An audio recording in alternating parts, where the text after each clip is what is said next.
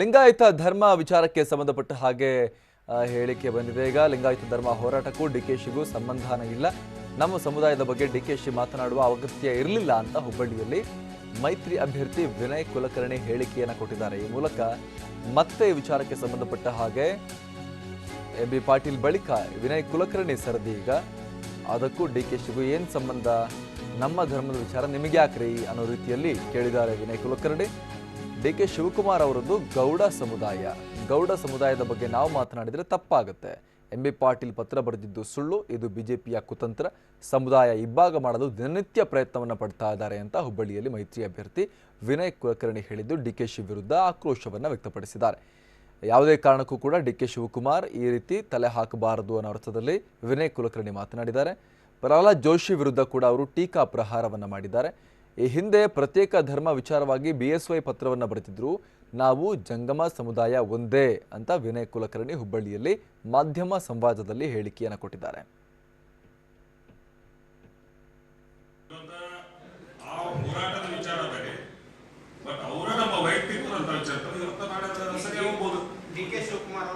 ಡಿ.ಕೆ. ಶಿವಕುಮಾರ್ ಸಂಬಂಧ ಇಲ್ಲ. ಡಿ.ಕೆ. ಶಿವಕುಮಾರ್ ಮಾತಾಡಿದ್ ಕೂಡ ತಪ್ಪು, ಅವ್ರು ಮಾತಾಡುವಂತ ಅವಶ್ಯಕತೆ ಇಲ್ಲ. ಯಾಕಂದ್ರೆ ಇನ್ನೊಂದು ಸಮಾಜ, ಇವತ್ತು ಅವ್ರ ಗೌಡ್ರ ಸಮಾಜದ ನಾವು ಮಾತಾಡಿದ್ರೆ ಸೂಕ್ತ ಮತ್ತೆ ಮಾತಾಡಿದ್ದಾರೆ ಯಾರು ಡಿ.ಕೆ. ಶಿವಕುಮಾರ್. ಅವ್ರು ಗೊತ್ತಿಲ್ಲ, ಅವ್ರ ವಿಚಾರ ನಾನು ಟಿವಿನೂ ನೋಡಿಲ್ಲ, ಪೇಪರ್ ಓದಂಗಿಲ್ಲ. ಮುಂಜಾನೆ 7 ಗಂಟೆಗೆ ಹೋಗ್ತೀವಿ, ರಾತ್ರಿ 2-3 ಗಂಟೆಗೆ ಹೋಗ್ತೀವಿ. ನಾವು ಪೇಪರ್ ನೋಡಿಲ್ಲ, ಟಿವಿನೂ ನೋಡಿಲ್ಲ.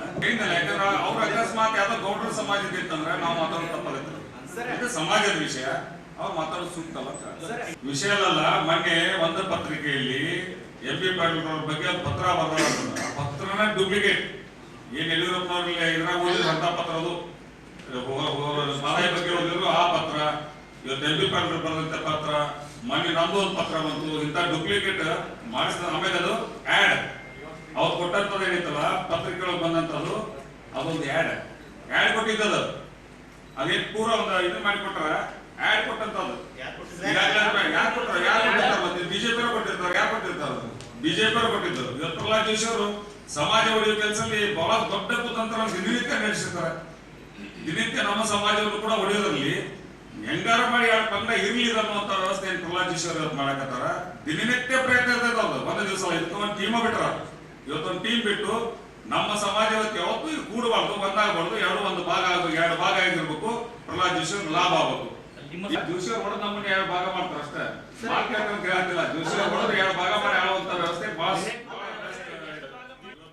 ಈ ಬಗ್ಗೆ ಮತ್ತಷ್ಟು ಮಾಹಿತಿ ನಮ್ಮ ಪ್ರತಿನಿಧಿ ದತ್ತಾತ್ರೇಯ ಪಾಟೀಲ್ ನೀಡ್ತಾರೆ. ದತ್ತಾತ್ರೇಯ, ಎಂ.ಬಿ. ಪಾಟೀಲ್ ಬಳಿಕ ಈಗ ವಿನಯ್ ಕುಲಕರ್ಣಿ ಸರದಿ. ಅವರು ಡಿ.ಕೆ. ಶಿವಕುಮಾರ್ಗೆ ಡಿಚ್ಚಿ ಕೊಟ್ಟಿದ್ದಾರೆ. ನಾವು ಒಕ್ಕಲಿಗರ ವಿಚಾರಕ್ಕೆ ಬಂದರೆ ಸರಿಯಾಗತ್ತಾ, ಹಾಗೆ ನೀವು ಅಷ್ಟೇ ನಿಮ್ಮ ಕೆಲಸ ನೋಡ್ಕೊಂಡಿರಿ, ನಮ್ಮ ಸುದ್ದಿಗೆ ಬರಬೇಡಿ ಅನ್ನೋ ರೀತಿಯಲ್ಲಿ ಡಿ.ಕೆ. ಶಿವಕುಮಾರ್ ಬಗ್ಗೆ ಹೇಳಿದ್ದಾರೆ ಈಗ ವಿನಯ್ ಕುಲಕರ್ಣಿ. ಹಾಗೆ ಬಿಜೆಪಿ ನಾಯಕರ ವಿರುದ್ಧ ಕೂಡ ಅವರು ಟೀಕಾ ಪ್ರಹಾರ ಮಾಡಿದ್ದಾರೆ ಅಂತ ಈ ಸಂದರ್ಭದಲ್ಲಿ.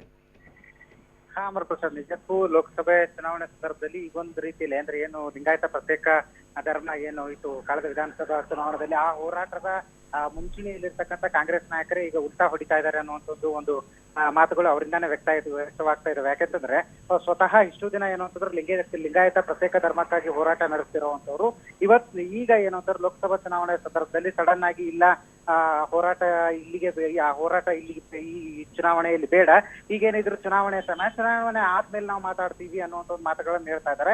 ಅಲ್ಲದೆ ಏನು ಅಂತಂದ್ರೆ ಆ ಒಂದು ಹೋರಾಟದ ಏನು ಸಂದರ್ಭ ಮತ್ತು ಆ ಹೋರಾಟದ ಬಗ್ಗೆ ಮಾತಾಡ್ತಿರುವಂತವ್ರಿಗೂ ಕೂಡ ಅವರು ತಿರುಗೇಟನ್ನ ನೀಡ್ತಾ ಇರುವಂತದ್ದು ಸ್ವತಃ ಏನು ಅಂತಂದ್ರೆ ಕಾಂಗ್ರೆಸ್ ಪಕ್ಷದ ಪ್ರಮುಖ ನಾಯಕರು ಮತ್ತು ಏನು ಸಚಿವರಾಗಿರ್ತಕ್ಕಂಥ ಡಿ.ಕೆ. ಶಿವಕುಮಾರ್ ಅವ್ರಿಗೂ ಕೂಡ ಇವತ್ತು ವಿನಯ್ ಕುಲಕರ್ಣಿ ಅವರು ಒಂದು ರೀತಿಯಾಗಿ ತಿರುಗೇಟನ್ನ ನೀಡಿರುವಂತದ್ದು. ನಮ್ಮ ಸಮಾಜ ಮತ್ತು ನಮ್ಮ ಧರ್ಮದ ಬಗ್ಗೆ ಮಾತನಾಡೋದು ಕೂಡ ಅವ್ರು ಒಳ್ಳೆಯದಲ್ಲ, ಅವ್ರದ್ದೇನಿದ್ರು ಅವ್ರ ಸಮಾಜದ ಕೆಲಸಗಳು ಮತ್ತು ಅವ್ರ ಸಮಾಜದ ಬಗ್ಗೆ ನೋಡ್ಕೊಂಡ್ರೆ ಸಾಕು ಅನ್ನುವಂಥ ಮಾತುಗಳನ್ನು ಕೂಡ ಹೇಳ್ತಾ ಇದ್ದಾರೆ. ಅದಲ್ಲದೆ ಏನು ಅಂತಂದ್ರೆ ಈ ಒಂದು ಲಿಂಗಾಯತ ಪ್ರತ್ಯೇಕ ಧರ್ಮ ಹೋರಾಟ ಕೇವಲ ನಾವು ಮಾಡಿದ್ದಷ್ಟೇ ಅಲ್ಲ, ಹಿಂದೆ ಬಿಜೆಪಿಯವರು ಕೂಡ ಮಾಡಿದ್ರು. ಅದಕ್ಕಾಗಿ ಏನು ಅಂತಂದ್ರೆ ಸ್ವತಃ ಬಿಜೆಪಿ ರಾಜ್ಯಾಧ್ಯಕ್ಷ BSY ಅವರು ಕೂಡ ಒಂದು ಪತ್ರವನ್ನು ಕೂಡ ಬರೆದಿದ್ರು ಅನ್ನುವಂಥ ಒಂದು ಮಾತುಗಳನ್ನು ಕೂಡ ಮತ್ತೊಮ್ಮೆ ಪುನರುಚ್ಚಾರ ಮಾಡ್ತಾ ಇದ್ದಾರೆ.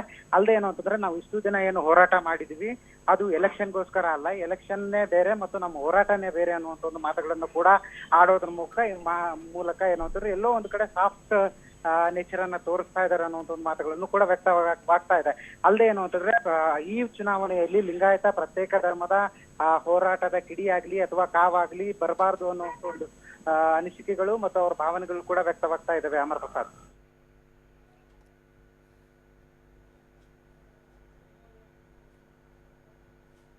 ಎಸ್, ಥ್ಯಾಂಕ್ ಯು ತಮ್ಮ ಮಾಹಿತಿಗಾಗಿ ದತ್ತಾತ್ರೇಯ ಪಾಟೀಲ್. ಇದು ವಿನಯ್ ಕುಲಕರ್ಣಿ ಅವರ ಹೇಳಿಕೆಗೆ ಸಂಬಂಧಪಟ್ಟ ಹಾಗೆ ನಾವು ನೋಡ್ತಾ ಇದ್ದೀವಿ. ಮೈತ್ರಿ ಅಭ್ಯರ್ಥಿ ವಿನಯ್ ಕುಲಕರ್ಣಿ ಈ ರೀತಿಯಾಗಿ ಲಿಂಗಾಯತ ಪ್ರತ್ಯೇಕ ಧರ್ಮದ ವಿಚಾರಕ್ಕೆ ಸಂಬಂಧಪಟ್ಟ ಹಾಗೆ ಯಾವುದೇ ಕಾರಣಕ್ಕೂ ಡಿ ಕೆ ಶಿವಕುಮಾರ್ ಅಂತವರು ಮೂಗು ತೋರಿಸೋ ಅವಶ್ಯಕತೆ ಇಲ್ಲ, ಇದು ಅವರಿಗೆ ಸಂಬಂಧ